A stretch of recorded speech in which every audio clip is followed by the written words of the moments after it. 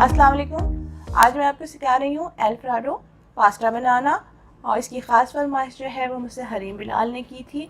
आज उनकी बर्थडे है। Happy birthday Hareem Bilal. ख़ास तौर पे मैंने आपके लिए सब इंग्रेडिएंट लेकर आई हूँ और आज मैं ये रेसिपी बना रही हूँ हरीम बिलाल और अरस समीर। और मुझसे बहुत सारे लोगों ने इसकी फरमाइश करी थी और मैं उसकी नाम जो है मेरे जहन में नहीं है, लेकिन काफ़ी लोग मुझसे इसकी फरमाइश कर रहे थे, तो आज मैं इसकी रेसिपी जो है आप लोगों से शेयर कर रही हूँ। चिकन बोनलेस पास्ता, आपके पास जो भी अवेलेबल हो, लंबे वाले जो भी आपके पास इसके मुख्तलिफ शेप आते हैं, अगर आपको ये इसकी जो भी अच्छा मिल जाए जो आपके पास अवेलेबल हो सहूलत से, तो वो आप ले लें 1.5 कप। सॉल्ट जो है वो 1 table spoon, black pepper 1 table spoon, black और वाइट पेपर मैंने दोनों मिला के पीसे हुए हैं, ये 1 टेबल स्पून के करीब ऐड करूँगी। मैदा या वाइट फ्लावर जो मिलता है 3 टेबल स्पून। लहसुन की जवे फ्रेश ले लेगा, फ्रेश गार्लिक लेगा, क्योंकि इससे फिर उसकी खुशबू बहुत अच्छी आती है। मक्खन तकरीबन 4 टेबल स्पून यूज़ होगा, आप जो भी चाहे कंपनी का यूज़ कर सकते हैं। दूध 2 cup, chilli sauce soya sauce 1 tablespoon दोनों ले लेगा, cream half packet, cheddar cheese तकरीबन 2 से 3 टेबल स्पून मैं इसमें ऐड करूँगी। मशरूम अगर आपके पास हो तो ये इसमें ऐड कर लीजिए।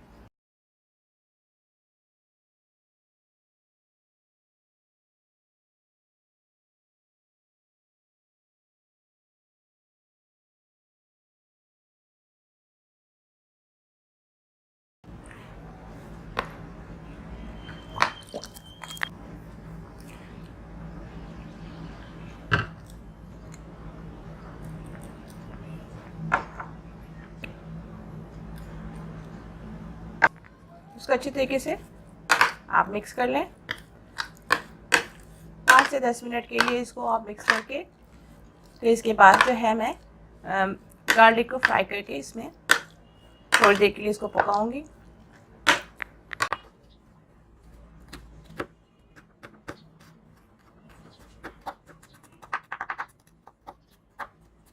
पास्ता जो है मैंने बॉईल कर लिया है। 15 से 20 मिनट में ये अच्छी तरीके से बॉईल हो जाता है। इसके बाद मैंने इसको उसका गर्म पानी निकाल कर इसमें ठंडा पानी डाल दिया है। पास्ता जब मैंने बॉईल किया था तो उसमें 1 टेबल स्पून के करीब मैंने सॉल्ट डाला था और 1 टीस्पून ऑयल डाला था। इससे ये होता है कि ये चिपकते नहीं हैं आपस में। 1 टेबल स्पून जो है वो मैंने इसमें मक्खन ऐड किया है और थोड़ा सा इसके साथ ऑयल डालूंगी ताकि जो है ये मक्खन जो है जले ना।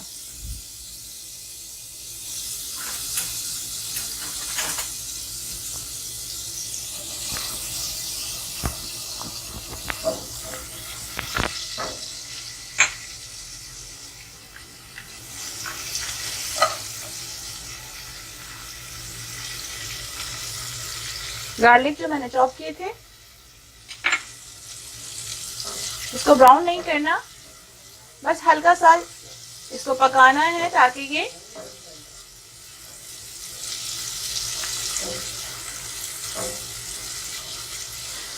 इसको हल्का सा पकाना है ताकि इसकी खुशबू जो है वो मक्खन के साथ खूब अच्छी तरीके से आ जाए।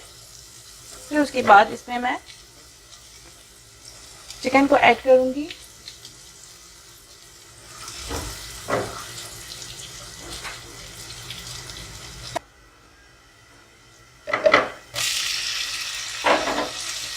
चिकन जो हमने मैरिनेट करके रखी हुई थी अब उसमें ऐड करके मैं इसको पका रही हूँ।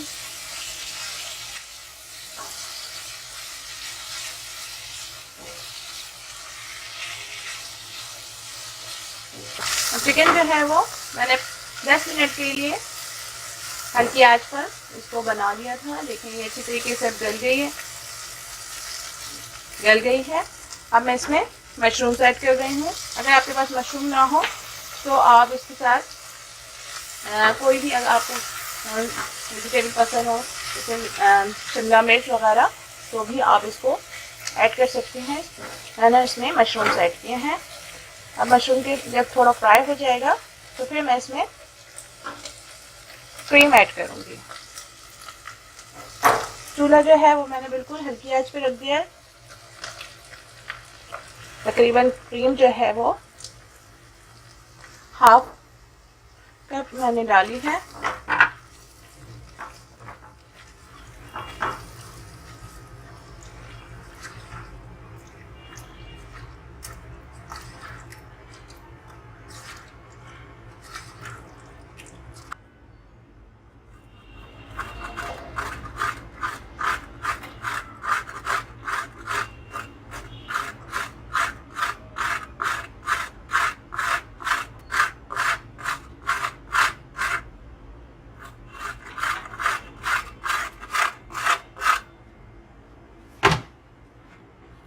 चेडर चीज़ जो है वो मैंने 2 टेबल स्पून के करीब कद्दूकश करके इसमें ऐड करी है। बिल्कुल धीमी आंच में इसको थोड़ी देर के लिए आप इसको 2 मिनट्स के लिए पका लें। अब मैं इसके साथ आपको वाइट सॉस बनाना सिखाती हूँ। वाइट सॉस इसमें ऐड होगा, फिर इसके साथ पास्ता ऐड होगा, फिर ये आपका अल्फ्रेडो पास्ता जो है वो तैयार हो जाएगा। वाइट सॉस बनाने के लिए मैदा, ब्लैक पेपर, सॉल्ट, इनको सब आप अच्छी तरीके से हल्की आंच पर भून लें।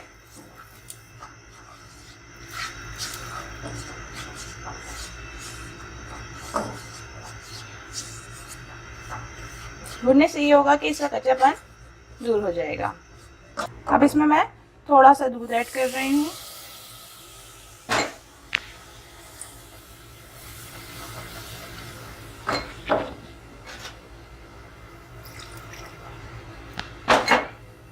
थोड़ा सा दूध ऐड करके आप अच्छी तरीके से भून लें और इसके जो लम्स बन रहे हैं उसको अच्छी स्पैचुला से इसको मिक्स कर लें। ये देखें अच्छी तरीके से ये मिक्स हो गया है। अब मैं इसमें थोड़ा दूध ऐड कर रही हूँ और इसके साथ इसको हल्की आंच पे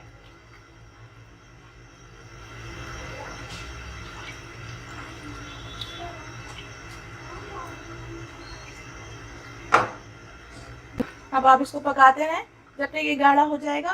जैसे कस्टर्ड की फॉर्म में आ जाता है, जैसे कस्टर्ड बन जाता है उस तरीके का ये बन जाता है।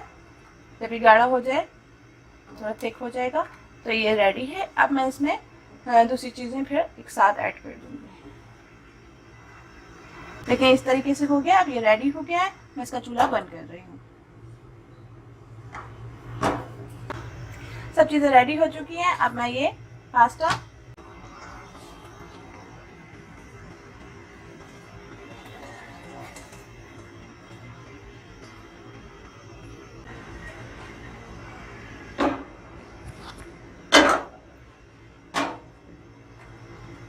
वाइट सॉस,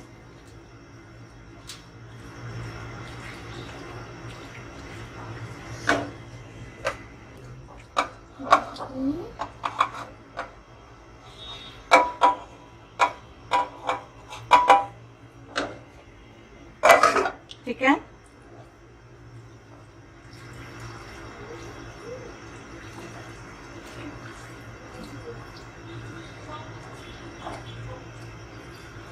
सबको अच्छी तरीके से आप मिक्स कर लें और हल्की आंच रखें इसकी चूल्हे की, ताकि ये अच्छे से मिक्स हो जाए और नीचे से जले नहीं, क्योंकि वाइट सॉस और चीज़ वगैरह सब इसमें ऐड है। तो अगर आपकी आंच तेज़ होगी तो वो आपके जो है वो नीचे से लगना शुरू हो जाएगा। ये देखें अच्छी तरीके से पूरा सब मिक्स हो गया। थोड़ी सी क्रीम मैं इसमें दोबारा से ऐड कर रही हूँ।